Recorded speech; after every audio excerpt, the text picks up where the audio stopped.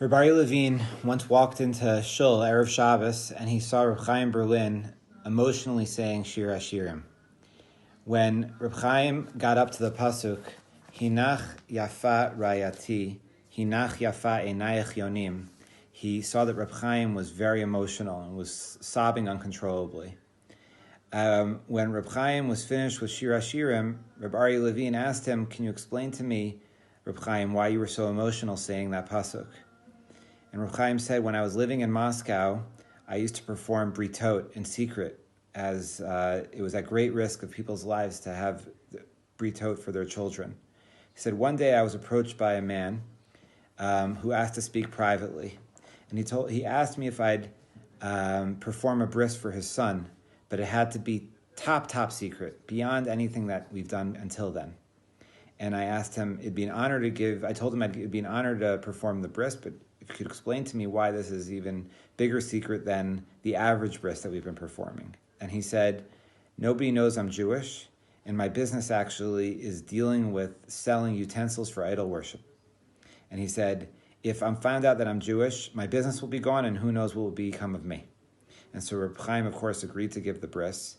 Reb Chaim was the moel, and the father was the sandak. It was just the two of them. And after the bris, the father asked Reb Chaim if he could pay him for performing the bris. And Reb Chaim said, "No, I won't take payment. I just want to know one thing. How is it that a Jew like yourself, who is so hidden with his Judaism to the point that he even, his whole living is dealing with selling utensils for idolatry, is willing to risk his life and his son's life, and it's so important to him that his son have a bris?" And the father answered, and he said, "I want my son. I don't plan to raise my son as a Jew. I don't plan to inform my son that he's a Jew.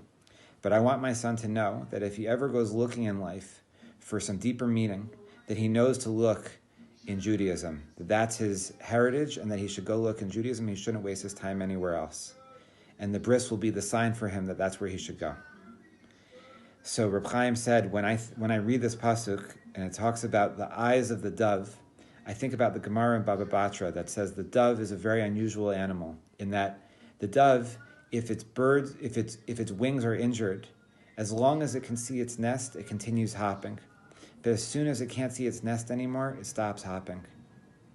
And I think about this father and this son, and I think about how all of these children that have these britot and aren't being raised knowing that they're Jews will always know, because they have a bris, about where they should go looking.